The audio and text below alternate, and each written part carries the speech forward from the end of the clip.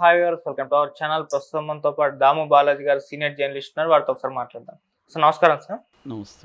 Sir, వివేక హత్య case మరోసారి తెరపైకి వచ్చింది. కొద్దిగా కదలిక అయితే మనకు కనిపిస్తూ ఉంది సార్. సో వివేకానంద ఎవరైతే ఉన్నారో ఆయన పిఏ నర్రెడ్డి సునీతారెడ్డి గారి పైన కేసు అయితే నమోదు చేశారు. మళ్ళీ ఎందుకు ఈ హడావిడి ఈ కేసులో మనం చూస్తూ ఉన్నాం? మరి ఇప్పుడు ఏం జరిగే అవకాశం ఉంది? మీరేం చెప్తారు సార్?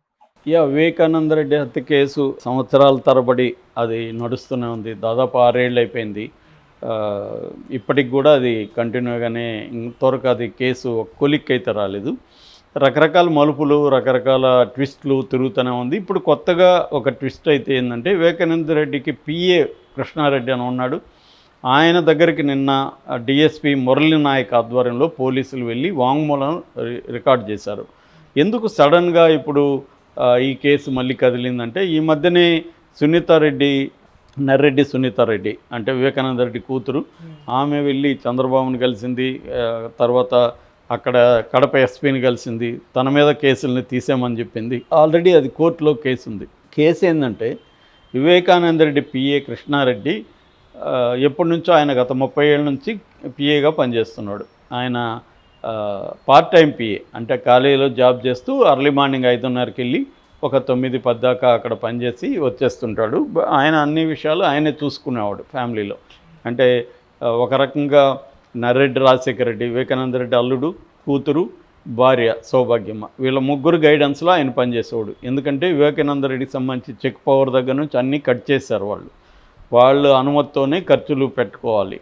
సో ఈ కృష్ణారెడ్డి కూడా ప్రతిదీ వాళ్ళకే రిపోర్ట్ చేసేవాడు. ఇక్కడ ఏమైందంటే, ఆ రోజు చనిపోయిన రోజు కూడా మార్చి 2019లో అర్లీ మార్నింగ్ ఫస్ట్ పోయింది కృష్ణారెడ్డి వాళ్ళ ఇంటికి. 5:30కి ఎంతకు వెళ్ళాడు.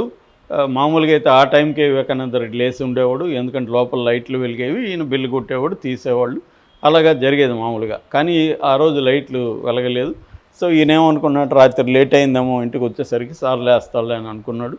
కానీ ఆయన చాలాసార్లు చెప్పాడు, నేను నిద్రపోతున్నా కూడా నువ్వు మార్నింగ్ లేపాలని, లేకపోతే ఎందుకురా లేపలేదని తిడతాడు. కాబట్టి ఈయన బెల్లు కొట్టాడు. బెల్లు కొడితే ఏం రిప్లై రాలేదు. దాంతో సౌభాగ్యమ్మకి ఫోన్ చేశాడు.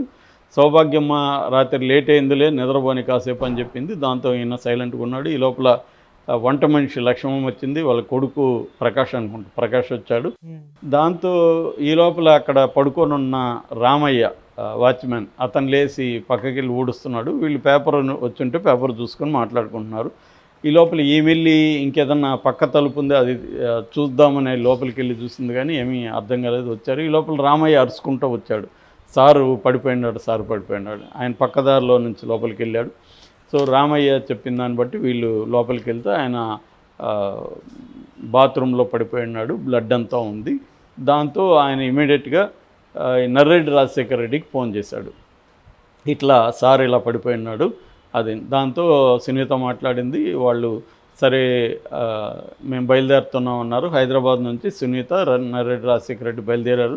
ఈయన ఈ లోపల ఏంటంటే, ఆ ప్రకాష్ అనే అబ్బాయి వంట మనిషి కొడుకు ఒక లెటర్ దొరికింది అబ్బాయికి, ఫోన్ కూడా దొరికింది. అవి 2 తీసుకొచ్చి ఈయనకి ఇచ్చాడు.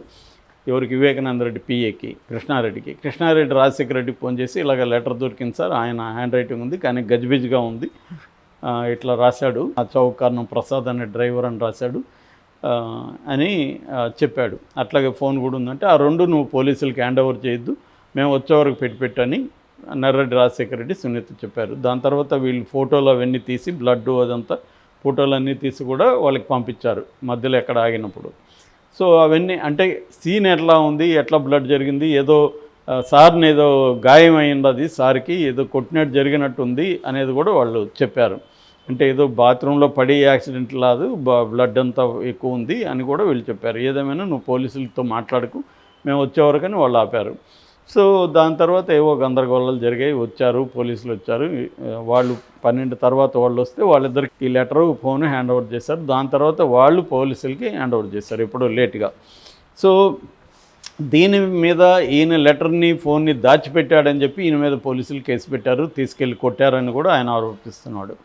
దాని తర్వాత ఏమైంది, సిబిఐ ఎంటర్ అయింది. రామ్ సింగ్ ఆధ్వర్యం, Ram Singh IO investigative officer, Ram Singh ఆధ్వర్యంలో సిబిఐ పనిచేయడం మొదలుపెట్టింది. దాంట్లో రామ్ సింగ్ ఏంటంటే, రామ్ సింగ్ మీద అభియోగాలు ఏంటంటే, చాలామంది ఉన్నారు. సునీల్ యాదవ్ కానీ, A1 ఎర్రగంగిరెడ్డి కానీ, సునీల్ యాదవ్ కానీ, తర్వాత A3 ఉమాశంకర్ రెడ్డి, A4 దస్తగిరి ఏమో అప్రూవర్గా మారిపోయాడు, A5 Devireddy Shivashankar Reddy, A6 Gajjala Uday Kumar Reddy, A7 Bhaskar Reddy, YS Bhaskar Reddy, A8 Avinash Reddy. So వీళ్ళల్లో ఇటు ఎర్రగంగిరెడ్డి కానీ సునీల్ యాదవ్ కానీ వీళ్ళిద్దరు కూడా ఈయన మీద వీళ్ళ రామ్ సింగ్ మీద కేసు వేశారు, ఎందుకంటే అప్రూవర్గా మారమని కొట్టారని.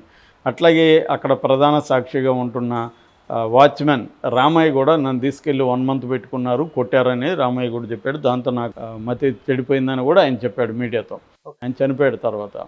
సో ఈ క్రమంలో ఏంటంటే సునీత, నర్రెడ్డి రాజశేఖర రెడ్డి ఇద్దరు కూడా హైదరాబాద్కి పిలిపించి కృష్ణారెడ్డిని సీరియస్గానే బెదిరించి, నువ్వు రామ్ సింగ్ చెప్పినట్టు విను, అప్రూవర్గా మారు, అంటే ఇది అవినాష్ రెడ్డి, భాస్కర్ రెడ్డి చేయించారు ఈ హత్యను అని చెప్పమని వాళ్ళు చెప్తున్నారు. కానీ నేను చెప్పనన్నాను. దాంతో నా కొడుకు అక్కడ జాబ్ చేస్తే ఆ కొడుకు జాబ్ని తీసేశారు. నాకు అమెరికాలో ఉన్న కొడుకు పెళ్ళికి రెడీ అవుతుంటే కొడుకుల మీద ముందే నన్ను రామ్ సింగ్ విపరీతంగా కొట్టాడు. నాకు ఇప్పటికి కూడా వేళ్ళు సక్రమంగా లేవు, ఆ స్థాయిలో నన్ను కొట్టాడని ఈ కృష్ణారెడ్డి ఆరోపించాడు.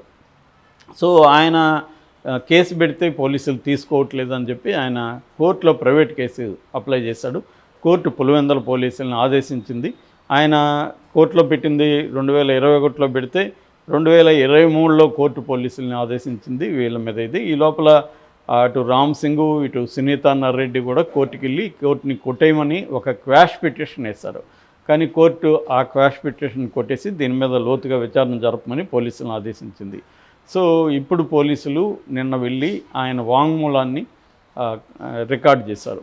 సో ఆయన ఆ సందర్భంగా లాయర్ల సమక్షంలో నేను చేస్తానని చెప్పినప్పుడు వాళ్ళు పోలీసులు అలో చేశారు. కోర్టు కూడా లాయర్ల సమక్షంలో చేయమనింది. సో లాయర్ల సమక్షంలో నిన్న కృష్ణారెడ్డి నన్ను సునీత, నర్రెడ్డి రాజశేఖర రెడ్డి, రామ్ సింగ్ ముగ్గురు కలిసి బెదిరించారు, రామ్ సింగ్ నన్ను కొట్టాడు అని కంప్లైంట్ ఇచ్చారు.